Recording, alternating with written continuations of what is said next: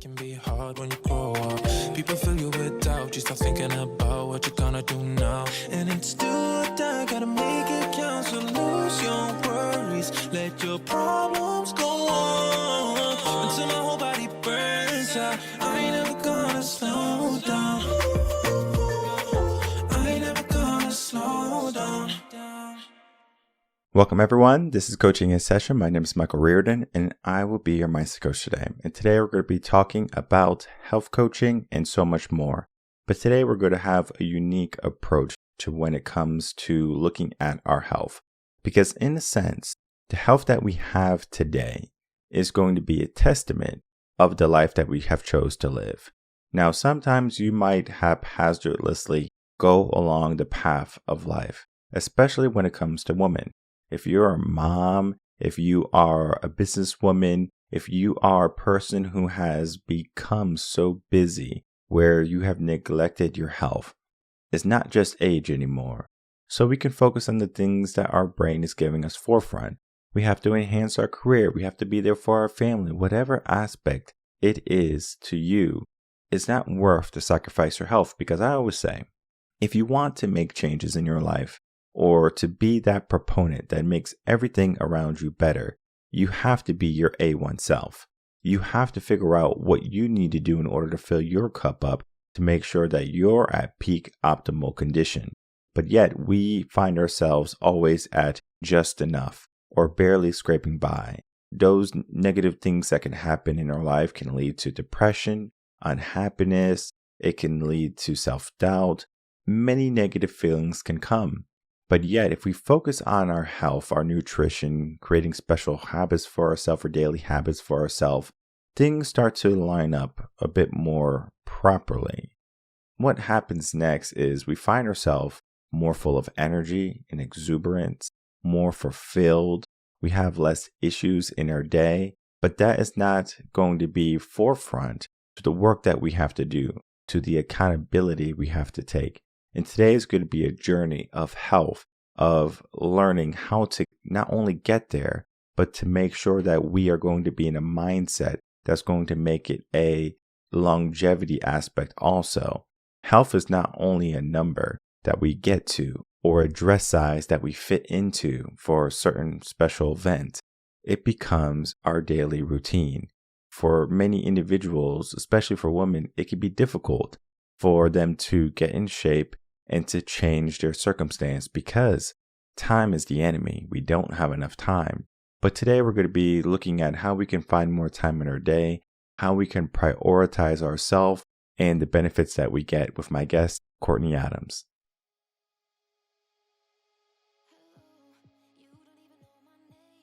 Welcome, Courtney Adams, to Coaching in Session. How are you doing today? Good. How are you? Doing well. Thanks so much for coming on.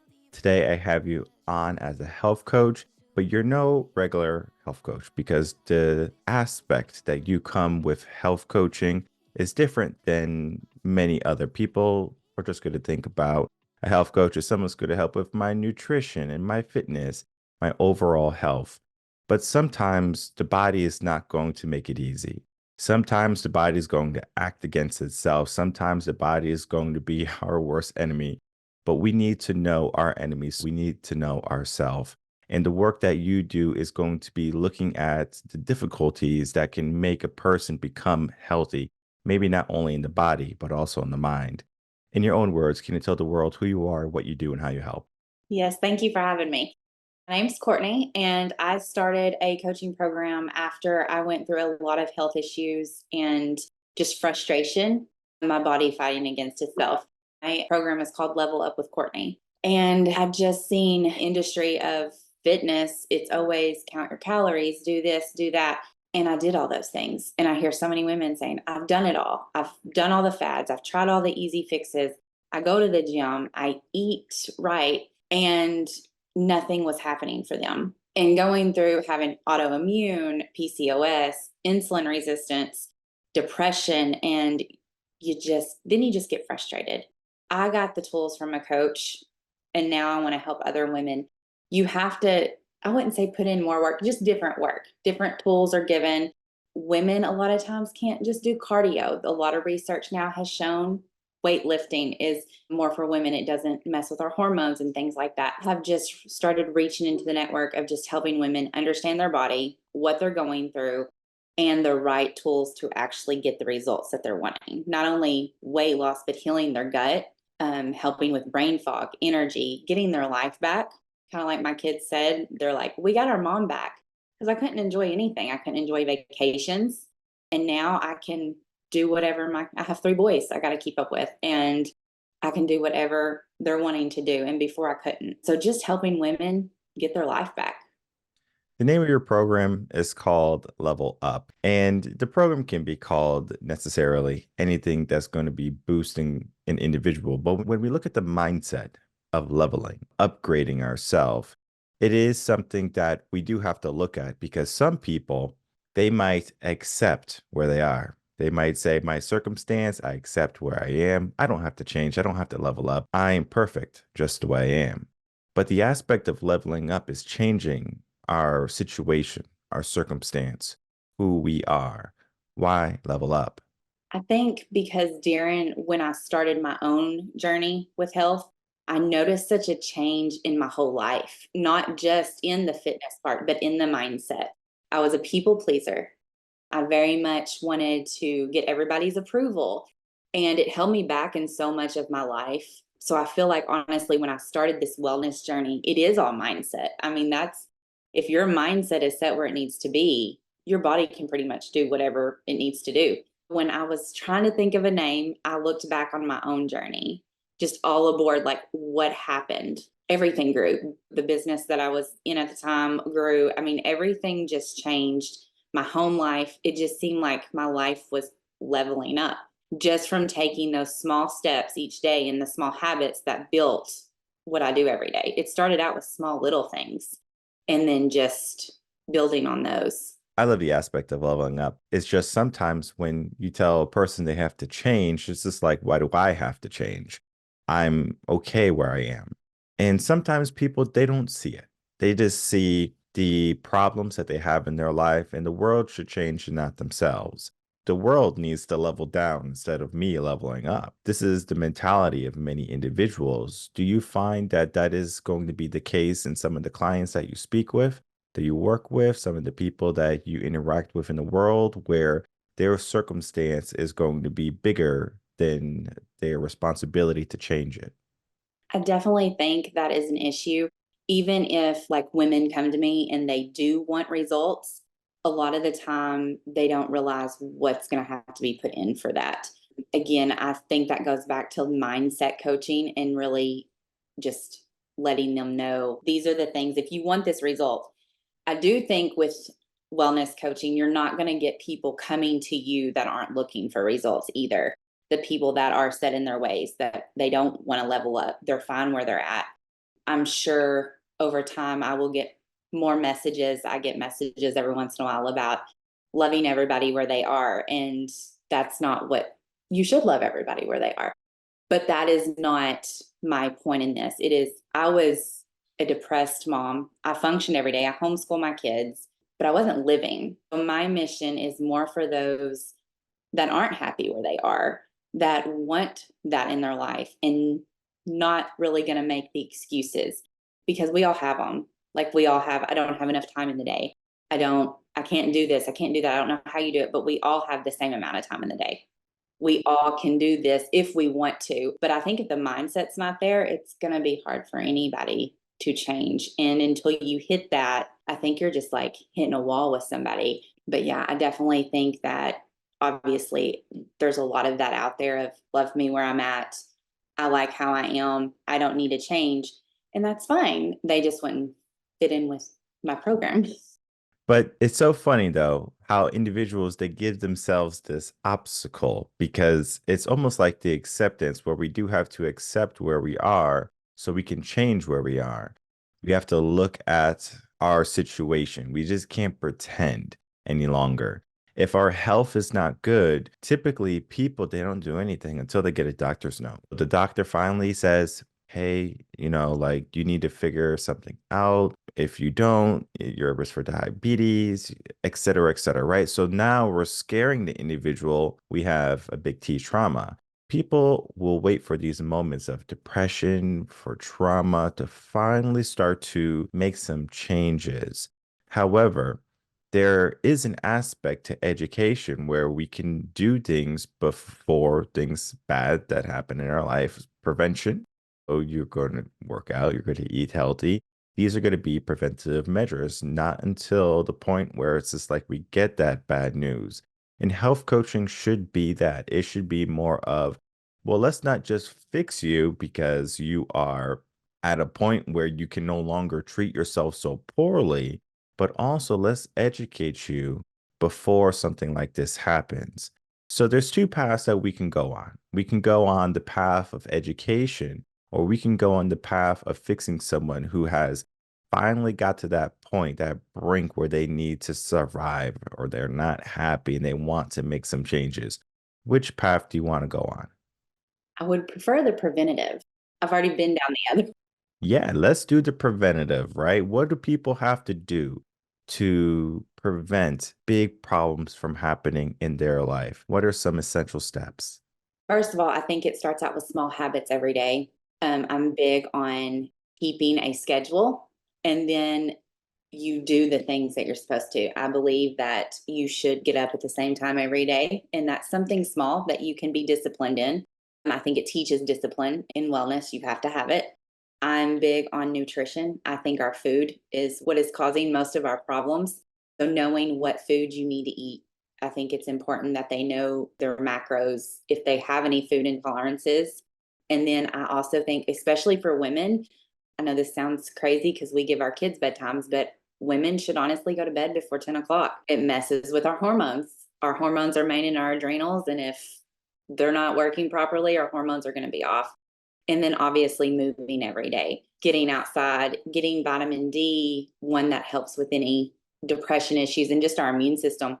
Just small things like that. Mine for me was getting up at the same time every day, having a morning routine, having a nighttime routine, knowing what to fuel my body with, not just food, and learning that food is not here for our entertainment. It is to fuel our body. And I think so much we look at it as entertainment. And then just exercising. Exercising balances our hormones, it increases our serotonin. Really, I mean, just taking care of ourselves. I think some, especially for women, I think we put ourselves on the back burner a lot, especially if we have children. And I have learned over the years having small children, now mine are older, but like when I had small children, I felt guilty going and taking care of myself. But honestly, we're doing our children a disadvantage if we're not taking care of ourselves.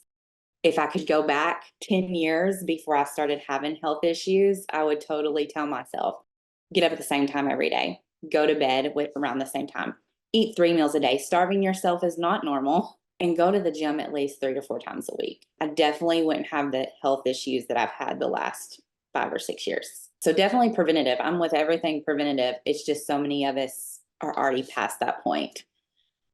What were some of the first things that you noticed when you started to implement these strategies in your life? The small habits, the nutrition, and then also giving yourself a bedtime.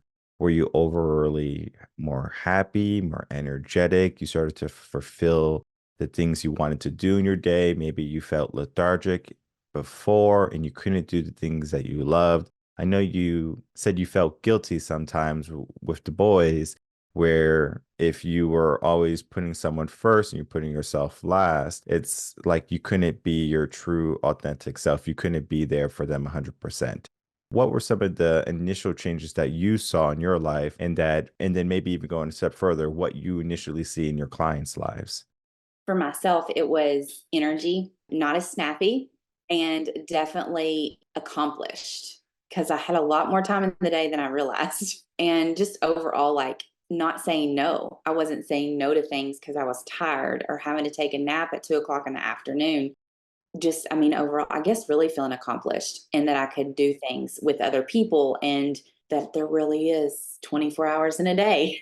And on the physical side, I wasn't swollen all the time and bloated and miserable and achy, like my body ached all the time. And main thing for me was migraines. I have been diagnosed with pseudotumor, which means my brain reacts like it has a tumor, but it doesn't. So I constantly had migraines behind my eyes. Like it was there 24/7. those went away. Like, that's a huge thing, but just the little things, it didn't happen all at once, but those were in the beginning, what I started seeing probably in the first couple months. With my clients, it's energy. That's the first thing I get back. No brain fog, energy. A lot of women come to me with autoimmune, so like no pain from fibro. Usually within the first month, I get reports back, especially no energy, no pain. The energy aspect is huge though, because people don't realize how much they can do in their day. And it's so funny when people they say they don't have time. They don't have time to meal prep, they don't have time to go to the gym, they don't have time for their health. And it's always fascinating to me when I even work with individuals more so on the mindset side, and we write out their 24-hour time block because they say they're so busy. They don't have any time. I say, okay, sure, let's find a little bit of time. And the moment we write out our time block, it's empty with all of these spaces that we don't even know are there because our day is just usurped by things that might not be as beneficial to us. Maybe it be we spend a lot of time on our smartphone, or we spend a lot of time hanging out with friends who don't necessarily bring about good prosperity in our life because health is not so much of only an individual thing, it becomes a community thing also. If the family is unhealthy, then it's going to be easier for the individual to be unhealthy or friends. I wanted to get into the conversation of because you do have a family. Was it difficult for you to do it by yourself, or did you make it a community effort where everyone came together and we said, okay, let's start to live life more full of energy with strong habits, to start small, build up to the big ones, and then we can get to that accomplished aspect. It started out with just me taking, like, wanting to take control of my health. And then slowly my husband was right there. And then my kids, all of a sudden, were, I want a gym membership. I want to go. Now we have a gym in our garage. So we slowly, it spread into the family. But in the beginning, it was just me. Now they still ate the same food that I did. But now we're all on a schedule. My kids kind of go off a block schedule. They're older. I have 13, 14, and 19. But we all operate, we're all not as snappy, not as grouchy. I realized that my kids, I need to eat on a schedule. Well, my kids needed to as well. They need more snacks than I do. They need protein bars in between and things like that. But looking back, I haven't really thought about it till you said something, but we've all kind of made different changes and to do that to show my boys like the way the world sees health is not necessarily health. As long as you're healthy and our mindset is, my boys were always, I don't want to do that. So like I don't hear that as much anymore. Their mindset is switching. Just seeing that, kind of thinking back about it now, it affects the whole family and it affects your friendships and everything else because you start setting boundaries as well. Yeah, looking back, it does. It spreads, which is beneficial for the whole family. Yeah, no, I read a study a couple months back about how, like in the family, the husband, the wife, and then the kids, the wife is maybe, if not the most crucial component to the family's health. If the wife is out of shape, there's a good probability that the kids and the husband are going to be out of shape also. And it's not only about six pack abs I'm talking about, people. I'm not talking about just, looking like supermodels and stuff like that. I'm talking about overall health and nutrition, right? Knowing what type of macros that you're putting into your body, being energetic, all this is going to be health. Yet we have that stereotype of health. Oh, I have to look this way. I have to be able to fit into a size one. I mean, it could be a bit daunting because now people have this idea of what health is, yet health can be many different things. I find that health is very similar to success. You decide what success is for you. Some people think success is being a stay-at-home mom. Some people think success is being a one family income earning household, and that's success because then the wife can stay at home, take care of the kids. Some people think success is having a garage full of sports cars. Some people think success is going all around the world and being able to travel and not have to worry about money. But some people think success is living in the cabins with just a cat or a dog and being perfectly happy where they are. Success can be so different.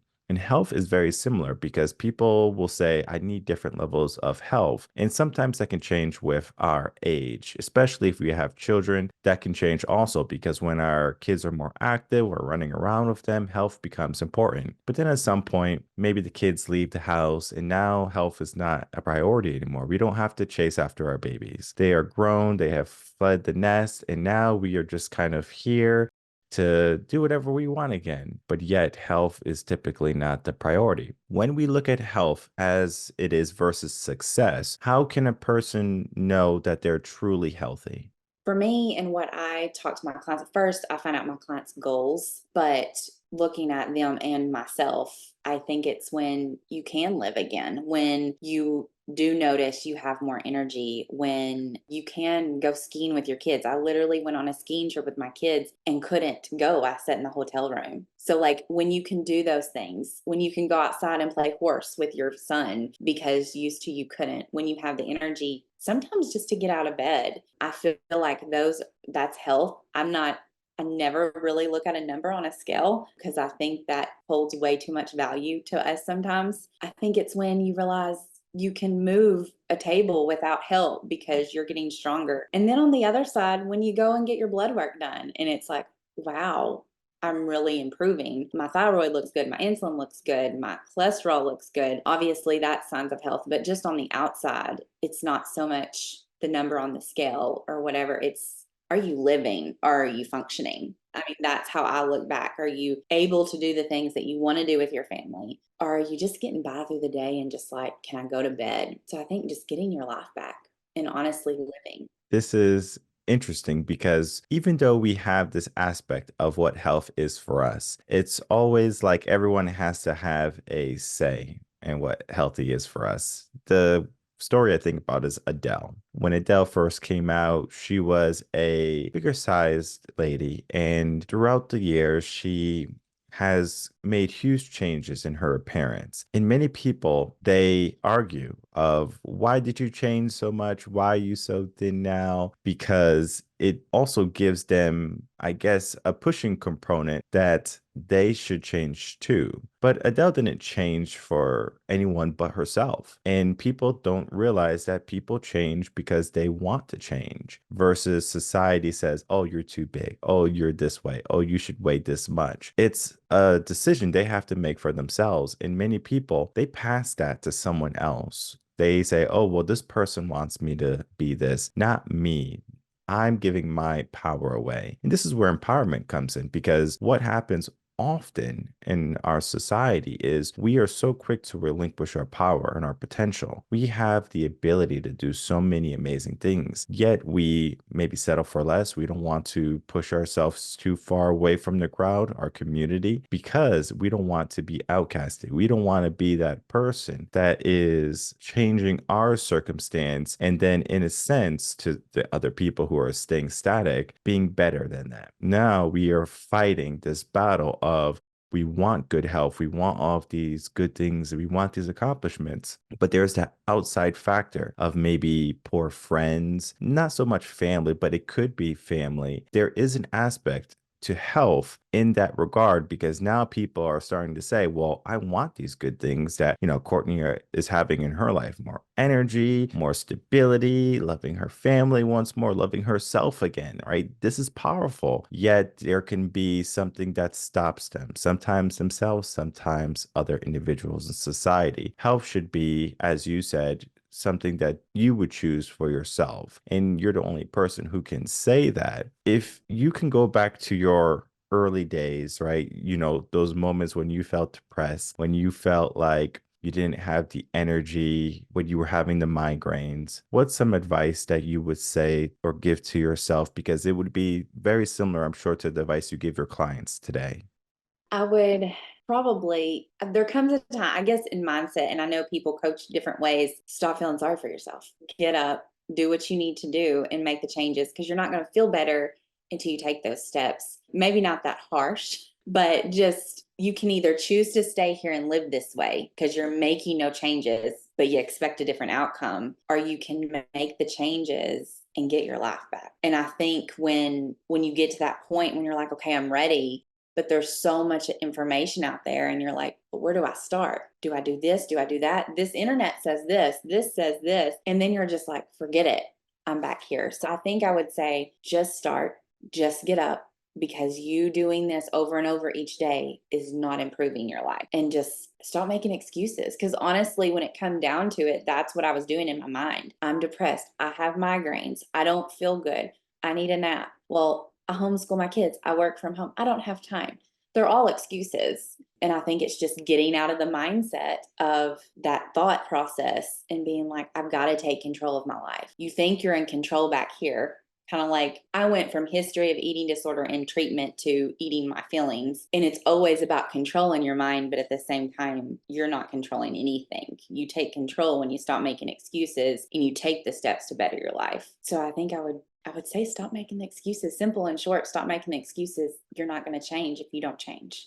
I love the aspect of coaching because coaching is individualized to everyone. And I like to think of it as sugar and spice. And this is a concept that I really paid attention to when I was doing my internship for me becoming a teacher years back now. And there was a kindergarten teacher, and she looked and she sounded so sweet, and it was just like magical, like loved to be in her class. But then she always had this spicy side to her, right? If someone was doing the wrong thing, the kids were carrying scissors upright or something, she would stop the whole show. It's like, oh, we're not doing this. Now it's just spicy, right? And it was so interesting to see the mix. It was a perfect blend. And in a sense, we do have to love and accept ourselves, but then we also have to hold ourselves accountable. We can't let the excuses run rampant in our life. And this is where a coach is there to hold their client accountable. Like, hey, I understand. I've been there. That is so relatable versus someone who's like, yeah, my life is perfect. I had a perfect life. I'm just helping people get a perfect life like me. I'm so perfect. That is more unrealistic, and it was more difficult for a client to see that, okay, this is the beginning, this is the end, right? When you can be a testament of that. And I love coaches who can walk the walk and talk the talk versus like, yeah, I'm a fitness trainer, but I don't really work out or anything. I just like fitness. It's more of not only your passion, but your lifestyle. And the conversation that we had today is creating that lifestyle of better health, better wellness, and then figuring out what you need to do in order to get the life that you are looking at. Because at some point, we have to stop making excuses and start to take responsibility. As we begin to wrap up, I would love for you to share with us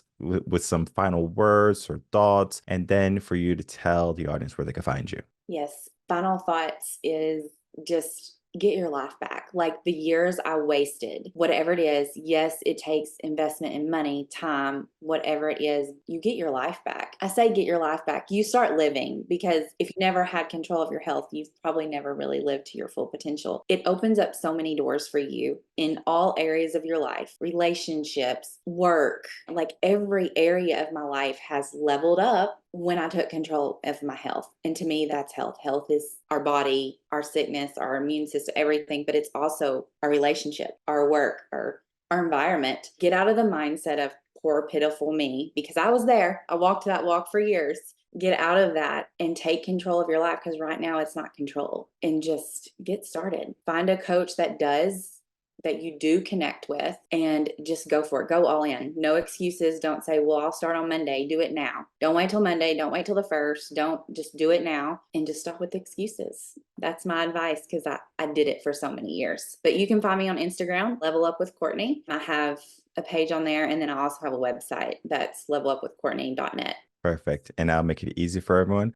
All the links are going to be in the description box below so people can easily find you, follow you on Instagram, and then learn more about your story and how you help individuals get control of their life back. Because at some point in our life, we have to stop making excuses and we have to start living truly to what we want in our life. Because you might have gone down a path for so long, but it doesn't necessarily mean you can't turn back, or it doesn't mean you can't change where you're going. You are not stuck. And if you feel stuck, this is when you need to make sure you equip yourself with a coach, a mentor, a guide, someone who's going to help you along the way. It is easier when you do it with two. If you do it with a community, even better. But the best place I have found to start if you want to make some changes in your life is to get someone who is going to be that partner for you to enhance your life, get more energy, and find an overall wellness and happiness. Maybe it might be a new feeling, but that feeling is going to be something that you should be proud of and you should be looking at or looking for each and every day. I want to thank you so much, Courtney, for coming on, spending some time with us, and talking about your work. All right, everyone, I'd like to thank you so much for watching that interview of Courtney Adams and myself. What went on in that episode is we were able to speak with a coach who's helping individuals get back to better health, especially focusing on women who are struggling, because it can be a struggle. I know if you're a mom, I know if you are a busy entrepreneur, sometimes you will take your health for granted until it is broken. And you're not alone. The world does it. Men do it, where we would focus on maybe making money, focus on different aspect of survival, and then health is going to be that second proponent. But when we look at health, if we are the best health we can be, the best person we can be, imagine what we can accomplish. Most people, they want to do the things in their day that are going to help propel them to fulfillment, to more of a feeling of prosperity in their life, but yet they don't have the energy. Think of a car, right? You have a very fast car and your car is like, yeah, I'm super fast. And it wants to race. It wants to speed on the highway. Hopefully the cops don't catch you. But this is going to be the aspect of our life. We have this sports car. We have this wonderful vehicle that can get us to any location that we want to, or the dreams that we have in our mind. But we don't give it the right fuel. We give it maybe regular. Maybe you're putting diesel in the gas car. I mean, we have all of these issues. We need to start to make some changes, because if we want to get to the best spots in life, we have to give ourselves the best tools, the best fuel, the best mindset. And this is to say that you can do this. It is also to say, when are you going to do this? Most people, they wait. We talked about it in the episode. They wait until that bad moment. They wait for that trauma to happen in their life. They wait for things to be so broken where they're like, I need to make some changes. Now, this is just a natural thing for the body, right? Because if it's not broke, don't fix it, they say. But yet, a car, using that same analogy, you get oil changes, you get fluid drain and fills, you get tire rotations or new tires or whatever. You don't wait until your tire pops until you get a new tire. You do the preventative measures. And in our life, we have to do those preventative measures. When we go in and we get our blood work, that is going to be a preventative measure, because we get to learn what our body is, what is lacking, what we need to stop doing, and what we need to start doing is all there. But yet, many people, they wait. And this waiting is actually more harmful than us saying, let's take responsibility. Because I know the fear aspect can be scary, and you might say, well, I don't want to do it. It's going to be scary. Sometimes the moments in your life or the moments that you have to walk toward are going to be scary. They're going to be unknown. They're going to be daunting. But yet you figure out how to come out on the other end. And when you do it, that's when you feel empowered. Many people think empowered is just accepting where you are. Okay? But what if where you are is not where you need to be or where you should be? Should you accept that? And the answer is no. Yes, there is an aspect of appreciating where you are and appreciating your journey. But if you were destined to be someone great, if you were destined to change the world and your life and your family, why are you not walking toward it? Why are you giving yourself this obstacle of yourself? Why are you giving yourself these false realities, maybe even a lie that is not true to what you really truly want? A bit can be from society, a bit can be from that you don't want to bring this into priority, into front of your mind. But a lot of it is going to come from the fear of change. But yet when you change, you're not so much changing yourself for the wrong reasons. You're changing yourself because you want to. And only you get to truly say that you want to change. A person cannot change you, but you get to change yourself. And I encourage everyone who's listening, You could be male, female, whoever, whatever. Take some time and figure out what you want. What type of life do you want? I know when I was speaking with my parents and when I first started to have my kids, I would say, hey, do you want to be able to run after them and play with them when they're, little kids, 7, 8, 9? Or do you want to just be someone who's kind of like, oh, I can't even walk up the stairs? They said they want to be able to run after them. They want to be able to enjoy life again. And at some point, we sacrifice our health for the betterment of our family. But then at some point, we should be reminded that for the betterment of our family, we need to continue to be in the best shape possible. And this brings about new joy. This brings about new found abilities that you might not have thought for yourself, because age is just a number. The weight on the scale is just a number. What you truly feel is what we should be looking at when it comes to health.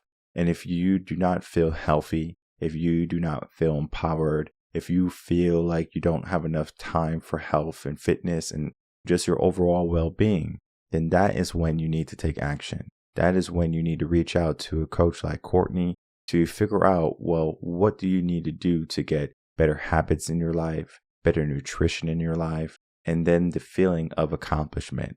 Because in life, we all seek personal growth, i.e. accomplishment, but yet not many people are willing to do the work in order to get it. But when you do the work, great things and prosperity start to begin to enter your life. For the majority of people in the world, they just accept what they get.